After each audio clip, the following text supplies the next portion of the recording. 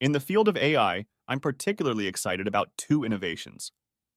The first is the significant investment being poured into developing more specialized computing resources, including advancements in GPUs, graphics processing units, TPUs, tensor processing units, and LPUs, language processing units.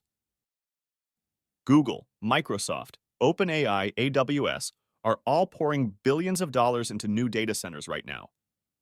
This investment isn't just about creating new specialized hardware, but also about massively increasing the overall computing power available.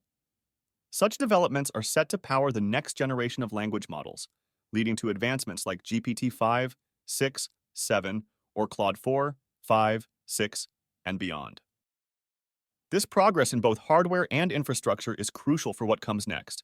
The second innovation comes from the software side, the concept of AI agents. While you can't have the software without the hardware, I think the AI agents will have a greater impact on the world. Whether this transformation will be positive or negative remains to be seen, but it's clear that it will be a time of great change.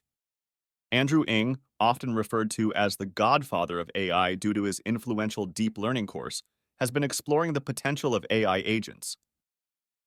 He advocates for what he calls the agentic workflow, which he believes could redefine how we interact with AI.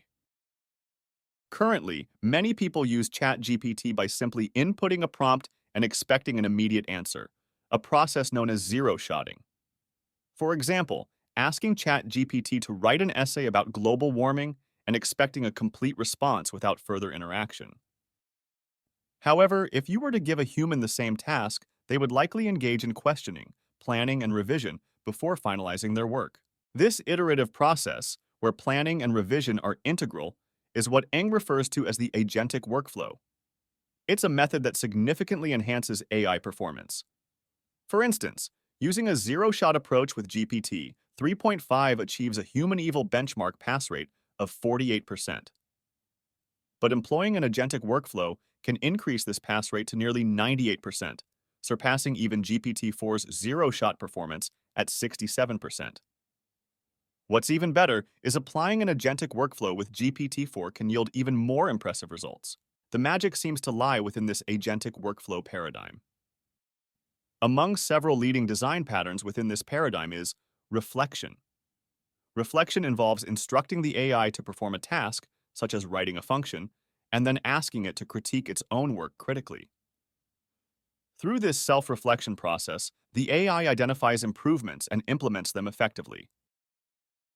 Let me highlight that there are two versions of the reflection design pattern.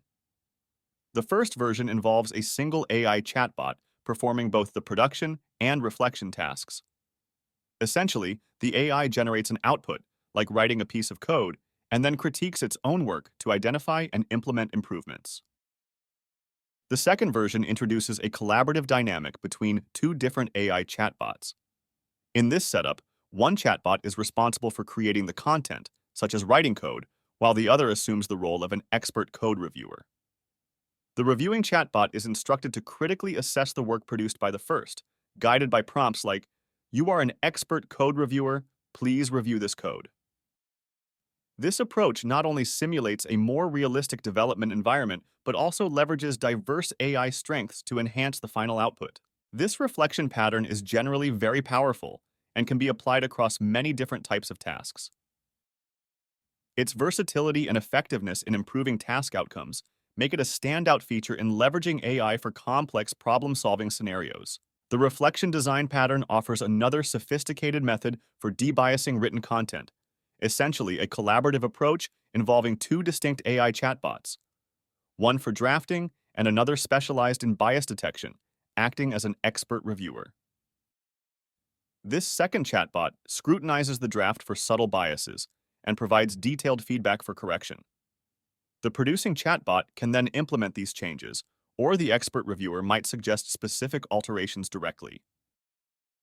Through either self-reflection or expert collaboration, this pattern significantly improves writing quality by systematically identifying and correcting biases, leading to more balanced and inclusive content. If you're interested in exploring Andrew Ng's original presentation on this topic, I've included a link in the description.